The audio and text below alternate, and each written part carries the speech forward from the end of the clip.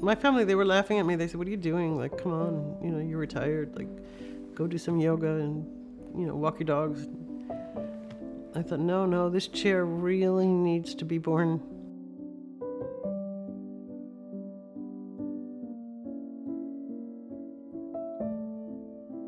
So my dad was dressed to go to work the day he died at 87, but 4 months before that, he had a stroke, and it was really hard for him to do anything, to walk around, to get in and out of chairs, of course. He was on a walker, and he even came back from that. He did swim therapy and physical therapy, and he was really motivated to be upright and walking again. And we got all the chairs for him when he needed it, and that's when we saw all the stuff that was out there that was like subpar, looked awful, wasn't functional for him. This chair was for the elderly. It's also for mobility impaired, but I had this idea completely based on my father's needs. It was really hard. It was really, really hard because I had not been in the furniture business. I'm not an engineer, I'm not a designer. I was in the shoe business, and it was a small business. And my father and his brother worked there for many years.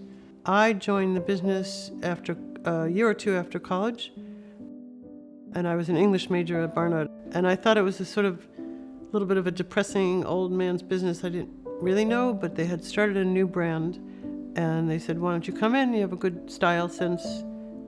I can't draw, I'm not an artist or a designer, but why don't you come in and develop a women's line?"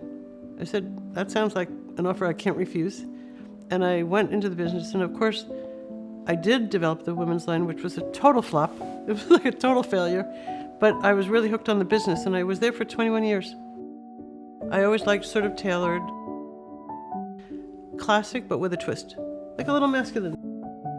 That's my style. I like sneakers, I like comfort, but I also like classic, tailored. I love antique jewelry. This is from the 1920s, which is when this club chair was invented, 1929. I looked it up. And actually in French, they called it the comfort chair. And for my dad, even though he didn't care about the chair he sat in, by then he was older and he still dressed. He would put on his Armani shirts and go to work. I saw this chair exactly how it looks now 10 years ago. Like, I saw this chair. Meaning, sort of in a dream. So that was my thing. So to start with, I thought we needed an engineer. And we went to a company in upstate New York. We started actually doing hydraulics, and that was impossible. And so finally, I thought, I'm going to go to Germany. And there was an engineer there.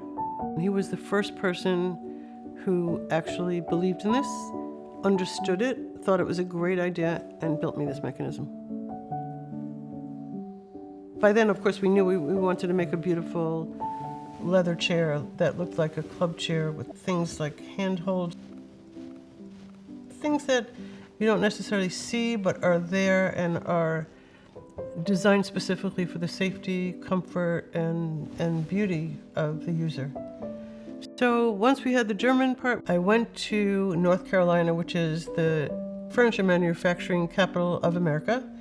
Found a factory that is basically everything is there now. We have all the mechanisms, we have all the leathers, we have all the foam, we have the Baltic birch from Eastern Europe.